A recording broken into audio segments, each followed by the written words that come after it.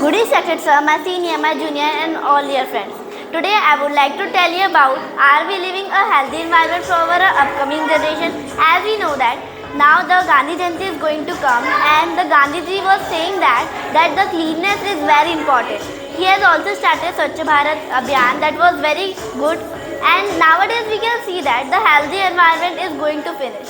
And if now it is like that, so it will not be able to survive for the upcoming generation.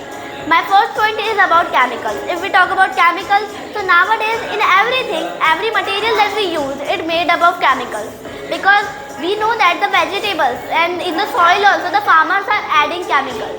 If now they will add chemicals, so their fruits or vegetables will go faster and they will grow big.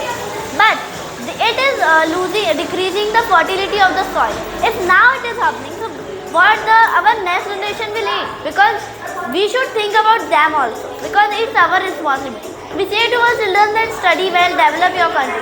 But this development is like that you are pushing the environment down and making it like a stair to complete your development. But without environment, the development is of no need, because it is very important that you should have a healthy environment. And if it is now not, so how it will be for the upcoming generation? And if we talk about our moral values, so it is decreasing day by day.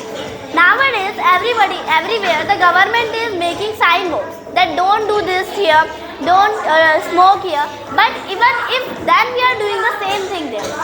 Are we illiterate? We are not able to read anything that it is written that don't do this, but we are doing that. Sometimes it happens that we see the board, we are not seeing the board, we are doing that thing, then after we are seeing to the board and we are saying that, oh, now it is, but we can't do anything with it, we leave it and we go towards. But it's not there. It's here to read and to follow it, but we are not doing it. And we also know that sometimes it happens that whenever we see any person, so we say that he is not very clean, but we are also not the same, we are doing the same thing. And the second topic is about overpopulation. Nowadays the overpopulation is increasing and that's why the lack of trees is also happening, because when we want to make our home, we cut the trees and we make our home. We are not thinking about the trees and our environment. We are thinking that if we want to live, so we will cut trees, we will make our home. But that is creating a problem. If the population will increase, the factories will also increase to make the product for the person.